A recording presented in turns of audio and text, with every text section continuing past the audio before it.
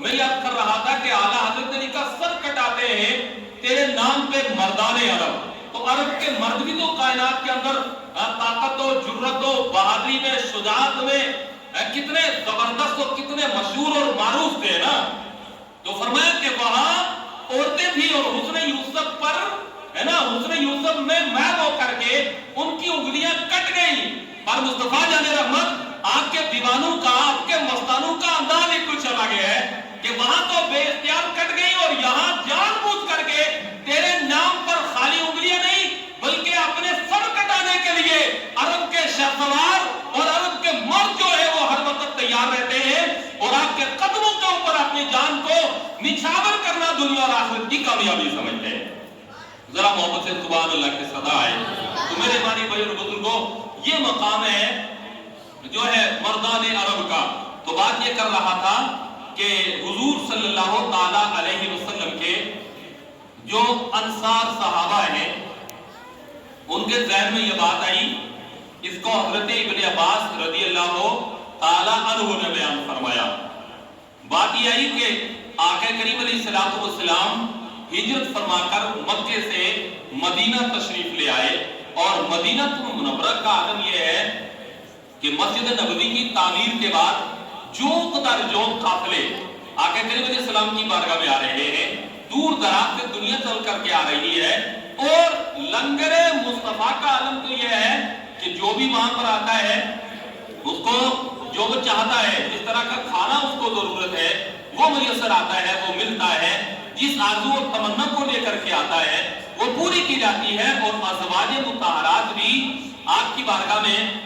تشریف فرما ہے، اہل بیت اطہار بھی ہے. یہ اتنا خرچہ، یہ لنگر یہ کہاں سے چلتا ہے؟ اور محبوب ہے کہ ہر وقت تبلیغ اسلام کے اندر مصروف ہے، ہر وقت جو ہے دین کا پرچار کر رہے ہیں. کبھی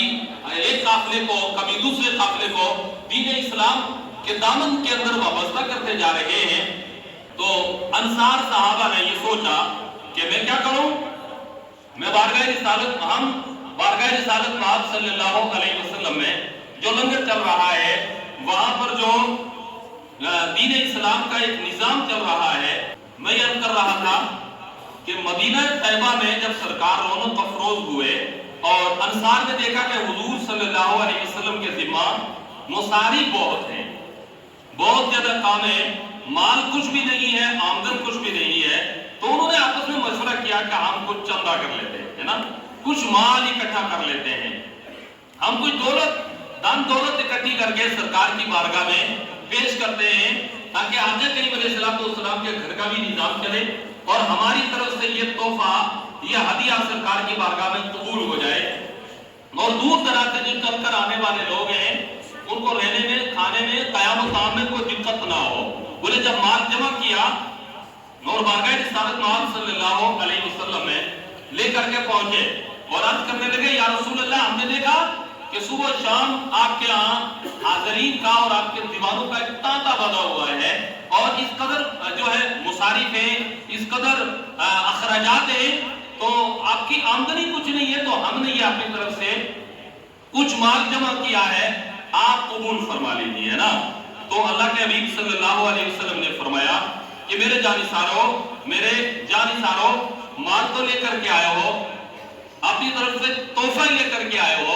یہ نذرانہ لے کر کے آئے ہو دین اسلام کی آبیاری کے لیے، آنے والے مہمانوں کو خوش کرنے کے لیے کہ آپ کے لنگر کا نظام اچھا چلتا رہے. پر اس سے پہلے رک جاؤ، ذرا میں اپنے رب سے پوچھ لوں کہ آپ کے یہ نذرانے قبول کرو یا نہ کرو، ہے نا. اللہ کے حبیب صلی اللہ علیہ وسلم نے بارگاہ رب القدوس میں عرض کی، مولا عز و جل، یہ انصار صحابہ یہ مال اکٹھا کر کے، پیسے لے کر کے، نذرانے لے کر کے یہاں پر آئے ہیں، میں ان کو لوں یا نہ لوں؟ تبلیغ اسلام، دین اسلام، اور جو میں یہاں پر ان کو ہر طرف سے جو ہے پاکی کا پورا نظام سکھا رہا ہوں، ہر طرف سے گھما کر کے، اغیار سے ہٹا کر کے تیری بارگاہ میں جھکا رہا ہوں، ان کے نذرانے قبول کرو یا نہ کرو؟ تو علامہ نعیم الدین مراد آبادی علیہ رحمۃ الرضوان نے